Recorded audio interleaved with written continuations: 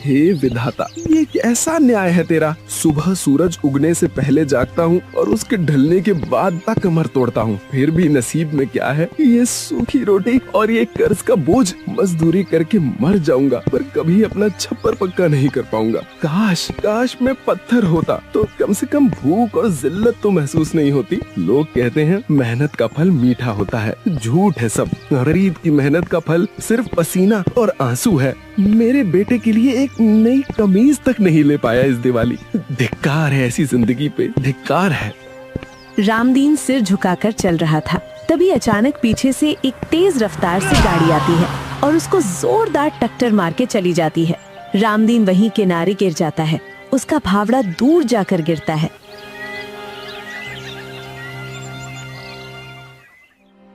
बेटा सूरज, जरा बाहर देख तो, तेरे बापू अब तक नहीं आए। जमींदार के खेत से तो कब के छूट गए होंगे। माँ, तू खामखा परेशान होती है। जमींदार ने आज ज्यादा काम थोप दिया होगा। तुझे तो पता है वो गरीबों का खून चूसने में कसर नहीं छोड़ता। बापू शायद वहीं कहीं रुक गए होंगे। नहीं बेटा, मेरा दिल घबरा रहा है। आज से पहले तो वो कभी नहीं रुके। तू एक बार देख कर आना। ठीक है माँ, मैं अभी जाता हूँ। तू बस पानी गर्म रख, हाथ पैर धोएंगे तो ठीक लगेगा उन्हें। वो अपने पिता को देखने के लिए घर से निकल पड़ता है। ऐसा करता हूँ, सबसे पहले जमींदार के घर चलकर देखता हूँ। शायद पिताजी अभी वहीं हो। गुस्सा आ रहा है मुझे उन पर। इतनी रात गए तक काम करते हैं चंद रुपयों के लिए। अब मैं उन्हें उस जमींदार के पास जाने ही नहीं दूंगा। वो जा ही रहा था कि तभी उसको भावड़ा पड़ा दिखता है। पास ही में उसके पिता भी घायल पड़े थे। ये देखकर उसके होश उड़ जाते हैं। बापू उठो, देखो मैं आया हूँ। सूरज, घर चलो, माँ बुला रही है। नहीं नहीं नहीं नहीं, भगवान, ये नहीं हो सकता। उठो बाबूजी, ये क्या हो गया आपको? वो लड़खड़ाते कदमों से पिता की लाश को लेकर घर के दरवाजे पर पहुंचता है। सुमित्रा अभी भी वहीं खड़ी थी। माँ, देखिए बापू को क्या हो गया। बापू हमें छोड़कर चले गए। बापू अब कभी मजदूरी पर नहीं जाएंगे। ए जी, उठो, ये क्या हो गया आपको? आप हमें छोड़कर कैसे चले गए? अब हम कैसे रहेंगे?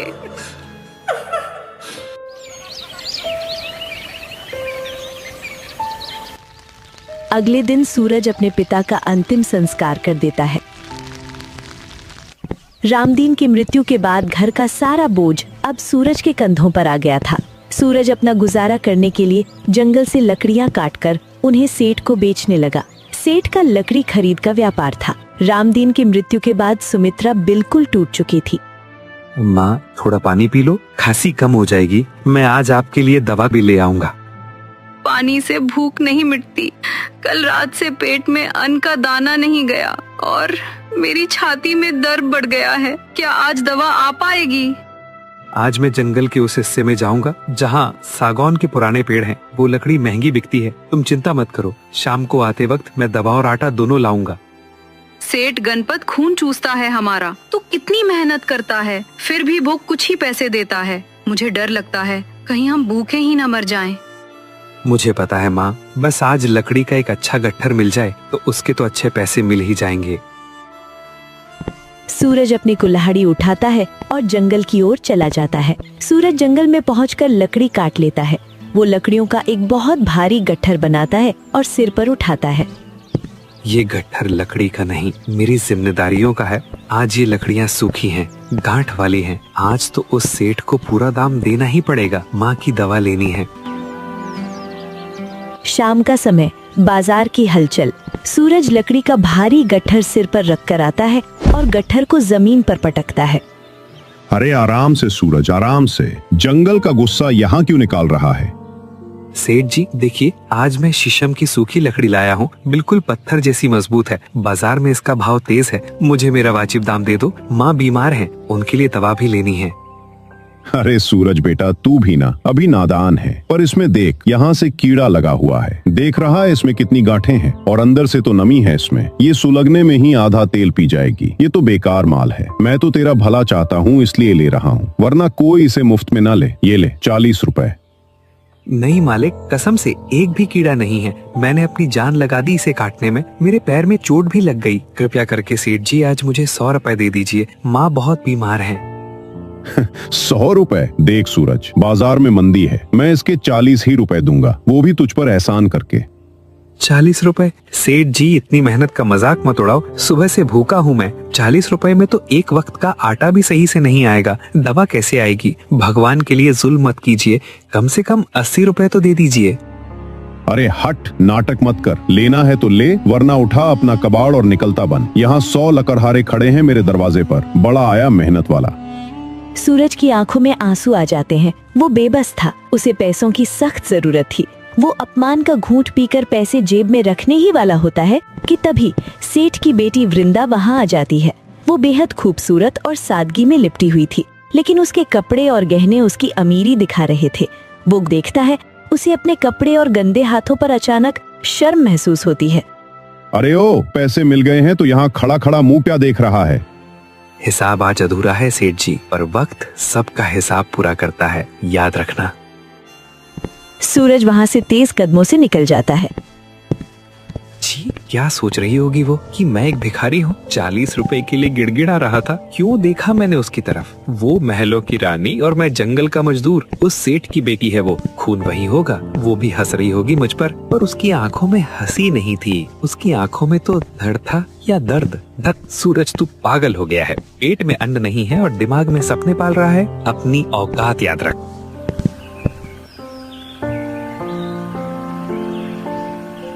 क्या हुआ वृंदा, आज बड़ी चुप है? पिताजी ने फिर कुछ कहा क्या?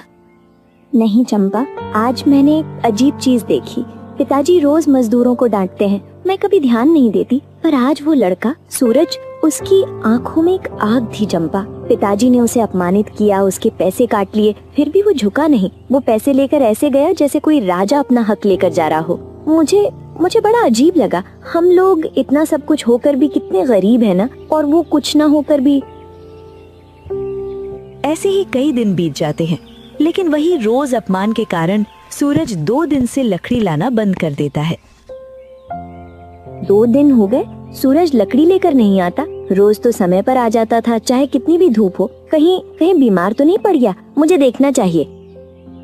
दोपहर का समय वो एक बरगद के पेड़ के नीचे चबूतरे पर उदास बैठा हुआ था। रोज वही कुल्हाड़ी, रोज वही जंगल और रोज वही अपमान। बापू कहते थे काम ही पूजा है, पर जब पुजारी ही चोर हो तो पूजा का क्या फल मिलेगा? आज नहीं जाऊंगा, आज भूखा रह लूंगा, पर उस सेठ की शक्ल नहीं देखूंगा। तभी वृंदा वहाँ आ जाती है। सूरज, क्या बात है? तुम 2 दिन से काम पर नहीं आते? वृंदा को वहाँ देखकर उसे विश्वास नहीं होता। वृंदा को देखकर वो हड़बड़ाकर खड़ा हो जाता है। जी, मेरी मर्जी, मैं किसी का गुलाम नहीं हूँ। यहाँ क्यों आई हैं आप? ये जगह आप जैसे बड़े लोगों के लिए नहीं है, जाइए यहाँ से। मुझे पिताजी का डर नहीं है सूरज, मैं बस ये देखने आई थी कि तुम ठीक तो हो। 2 दिन से दुकान पर लकड़ी लेकर नहीं आए, मुझे लगा शायद तबीयत खराब है। तबीयत तो ठीक है वृंदा जी, पर मन बीमार हो गया है। किसके लिए लकड़ी काटूं? आपके पिताजी रोज मेरी मेहनत का मजाक उड़ाते हैं। जितनी लकड़ी काटता हूँ उससे ज्यादा मेरे स्वाभिमान के टुकड़े हो जाते हैं। भूखा रहना मंजूर है अब, पर वो जिल्लत नहीं सही जाती। मैं समझती हूँ सूरज, पिताजी गलत है, मैं जानती हूँ, लेकिन तुम लकड़ी नहीं लाओगी तो घर कैसे चलेगा? माँ क्या खाएगी? मैं जानती हूँ पिताजी तुम्हारे साथ बहुत बुरा करते हैं, मैंने सब देखा था। मुझे बहुत शर्मिंदगी महसूस हुई। मैं माफी मांगने आई हूँ उनकी तरफ से। माफी? सेठ की बेटी और मजदूर से माफी? मैडम जी, माफी से पेट नहीं भरता। आपके पिताजी ने मेरे हक के पैसे मारे हैं। आप जाइए यहाँ से। अगर किसी ने देख लिया तो आपकी बदनामी होगी और मेरी पिटाई। तुम डरते हो? मुझे लगा तुम बहुत बहादुर हो। देखो सूरज, मैं पिताजी जैसी नहीं हूँ। मैं जानती हूँ तुम बहुत स्वाभिमानी हो। ये लो, इसे अपना मेहनताना समझ कर रख लो, भीख नहीं है ये। नहीं, मेहनत का पैसा पसीने के साथ मिलता है, दया के साथ नहीं। आप अच्छी हैं, ये जानकर अच्छा लगा, पर ये मत कीजिए। बस अपने पिताजी से कहिएगा कि गरीब की बद्दुआ ना ले। सूरज वृंदा की सादगी से प्रभावित हो जाता है, लेकिन तभी दूर खड़ा कल्लू कालिया ये सब देख रहा था, जो सेठ गणपत का चमचा था। अरे ये क्या देख रहा हूँ? सेठ की बेटी वृंदा, और वो 2 टके का लकड़हारा सूरज। बड़ी मीठी मीठी बातें हो रही हैं। हौसला, इंसान, स्वाभिमान। वाह, ये तो प्रेम कहानी चल रही है। मजदूर का बेटा और सेठ की बेटी, नैन मटक्का। आज तो लॉटरी लग गई कल्लू तेरी। सेठ को जाकर नमक मिर्च लगाकर बताऊंगा, आज इस सूरज का सूरज हमेशा के लिए अस्त करवा दूंगा। कल्लू कालिया वहाँ से सीधा हवेली की तरफ चला जाता है। कल से काम पर आना सूरज, मैं पिताजी से बात करूंगी कि तुम्हें सही दाम मिले। आप कहती हैं तो आऊंगा।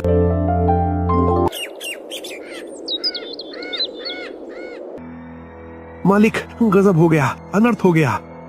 क्या हुआ? क्यों चिल्ला रहा है? खेत में आग लग गई क्या?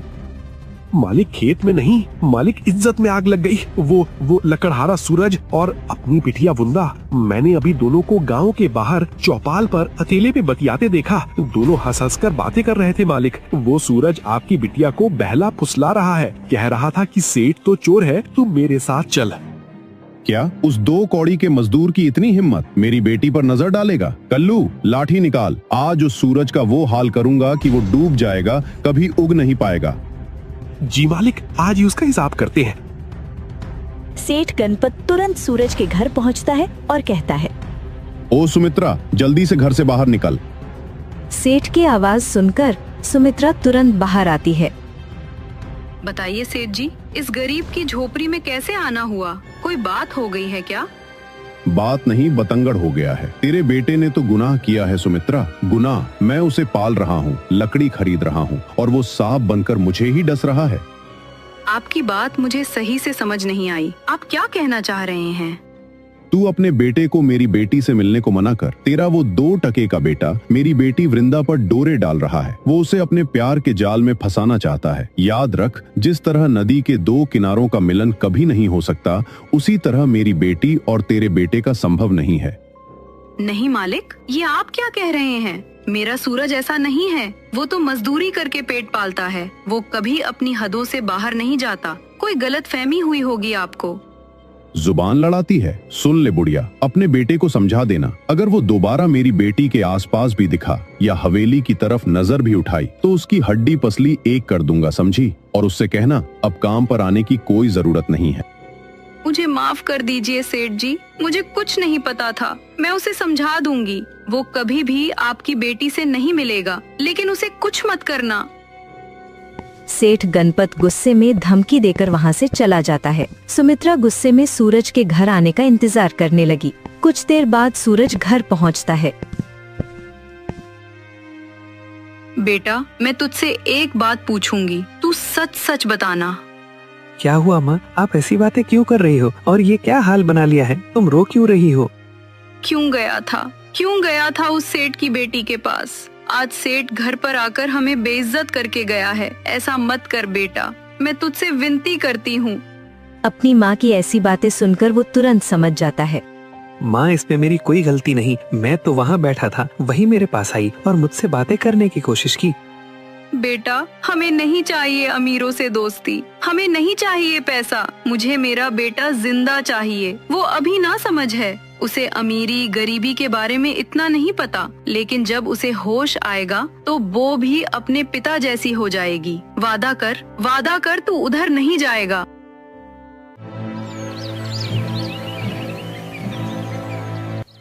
बेटा, तू फिर कुल्हाड़ी उठा रहा है। सेठ ने मना किया है ना? अगर उसने तुझे देख लिया तो? माँ, सेठ ने लकड़ी खरीदने से मना किया है, जंगल जाने से नहीं। अगर वो नहीं खरीदेगा तो मैं लकड़ी कंधे पर लाद कर शहर ले जाऊंगा। सूरज कुल्हाड़ी कंधे पर रखता है और तेज कदमों से जंगल की ओर निकल जाता है। रास्ते में उसे फिर वृंदा मिलती है। वो उसे रोक लेती है। तुमने मुझे मरवाने का ठेका लिया है क्या? कल तुम्हारे पिता ने मेरे घर आकर मेरी माँ की बहुत बेइज्जती की। उन्हें लगता है कि मैं तुमसे प्यार करता हूँ। मेरी तुमसे हाथ जोड़कर विनती है, अगर तुम मुझे जिंदा देखना चाहती हो तो मुझसे दूर रहो। मेरी किस्मत पर तुम्हें तरस खाने की कोई जरूरत नहीं है। इतना कहकर सूरज आगे बढ़ जाता है। उस दिन वो गुस्से में जंगल में काफी अंदर तक चला जाता है। वो लकड़ियाँ काटकर उनका गट्ठर बना लेता है कि तभी उसको एक आवाज सुनाई देती है। ये आवाज? कोई पक्षी मुसीबत में लगता है।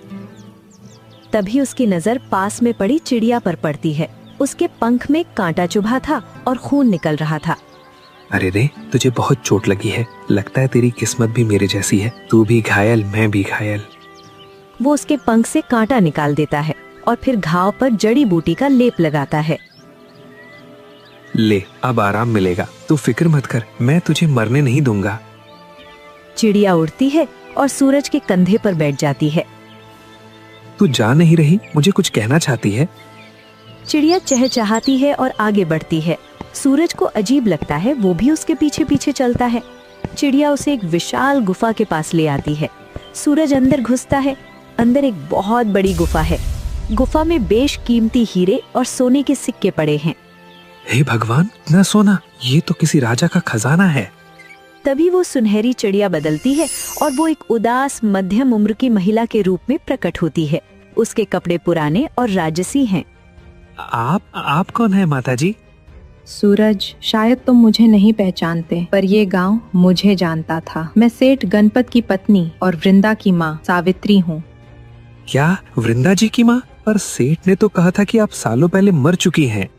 मैं मरी नहीं, उसने मेरे विश्वास का कत्ल किया था। ये बात 12 साल पहले की है, जब मैं और मेरे पति मेरे मायके जा रहे थे तो हम जंगल से गुजर रहे थे। करकराती दोपहरी थी, हमें बहुत प्यास लगी थी। तभी एक साधु पेड़ के नीचे तपस्या कर रहे थे। उनके पास एक जादुई कटोरा था जिससे पानी कभी खत्म नहीं होता था। सेठ ने सोचा, अगर ये कटोरा मुझे मिल जाए तो मैं गाँव में पानी बेचकर रईस बन जाऊंगा। तब उसके पास ज्यादा धन नहीं था। जब साधु मुझे पानी पिला रहे थे, सेठ ने पीछे से साधु के सिर पर वार किया और कटोरा छीन लिया। जब मैंने उसे चोरी करने से रोका तो उस हैवान ने एक भारी पत्थर उठाकर मेरे सिर पर भी मार दिया। वह मुझे मरा हुआ समझकर कटोरा लेकर भाग गया।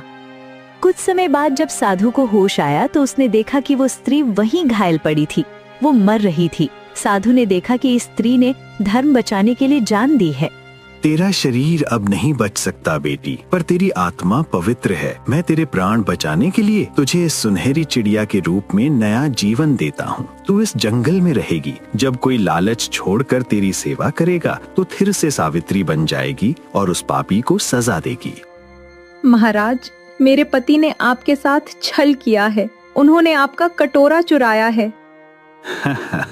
बेटी, तेरा पति राक्षस है। वो कोई साधारण कटोरा नहीं है पुत्री। अब तक तो वो मिट्टी बन चुका होगा। लेकिन माँ जी, ये खजाना किसका है और यहाँ इस गुफा में कैसे?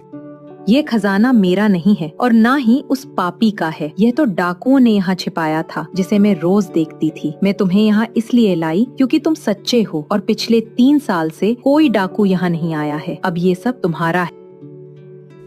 सूरज खजाना और सावित्री को अंधेरे में छिपते हुए अपनी झोपड़ी में आता।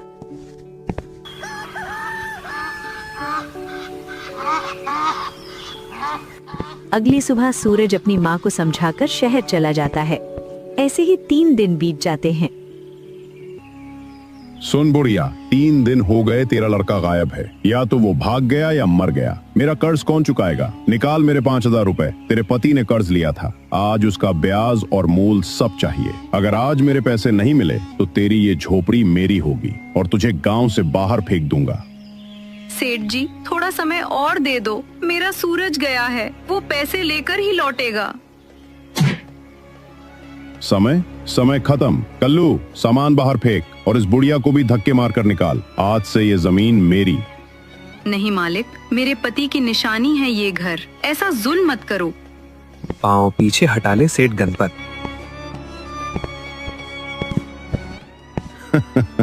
लो आ गया भिखारी। खाली हाथ आया है या भीख मांग कर लाया है? हाथ खाली नहीं है सेठ, और आज के बाद कभी खाली नहीं रहेंगे। सूरज थैले में हाथ डालता है और एक पोटली निकालकर सेठ के मुंह पर फेंक कर मारता है। कितना कर्जा था मेरे बापू का? 5000। ये ले 10,000। जो ज्यादा है वो भीख समझ के रख ले। उठा ले अपने पैसे और दफा हो जाए यहाँ से। अगर दोबारा मेरी माँ को परेशान किया तो ये हाथ जो पैसे दे रहा है वो गर्दन तोड़ना भी जानता है।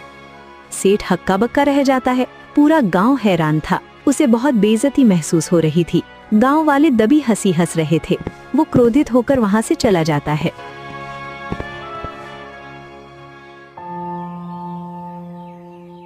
मालिक, ये सूरज ने तो आपकी इज्जत का गांव वालों के सामने फालूदा बना दिया। कल तक खाने को दाने नहीं थे, आज इतना पैसा। जरूर इसने कोई बड़ा हाथ मारा है, शहर जाकर चोरी की होगी। सूरज, तूने पैसे फेंक कर गांव वालों के सामने मेरी बेइज्जती की है ना, अब देख मैं कैसे तुझे समाज में नंगा करता हूँ।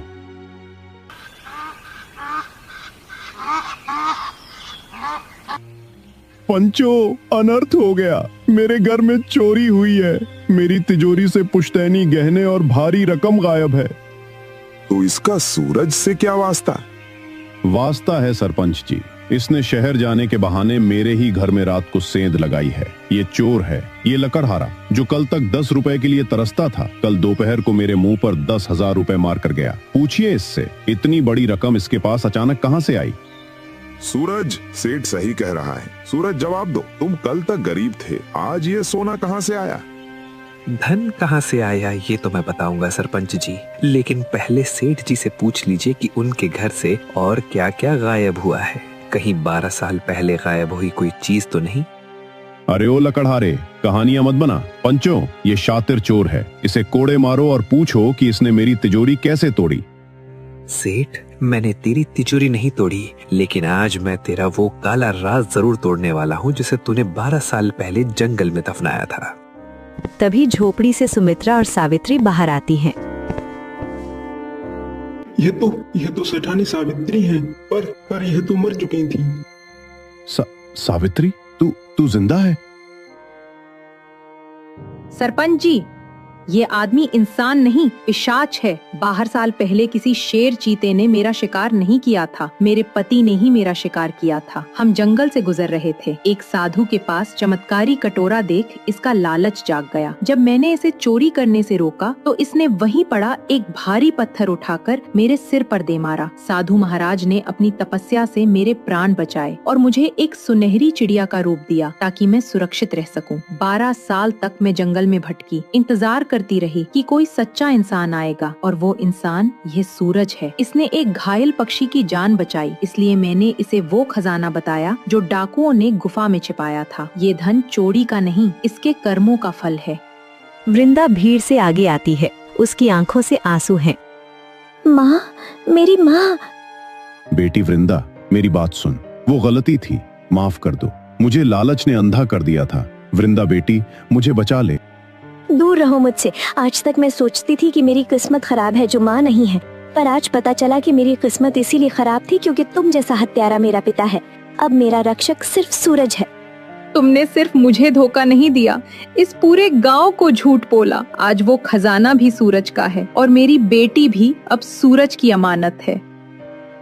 बस बहुत हुआ गणपत, तुमने सिर्फ अपनी पत्नी को नहीं, तुमने इस पूरे गांव के भरोसे का कत्ल किया है। पंचों का हुक्म है, गणपत की सारी संपत्ति जब्त करके सावित्री और वृंदा के नाम की जाए। सूरज ने जो खजाना ढूंढा है उस पर सूरज का ही हक है क्योंकि उसने एक जान बचाई है, और हत्या की कोशिश के जुर्म में इसे अभी पुलिस के हवाले किया जाए। सेठ को पुलिस के हवाले कर दिया जाता है।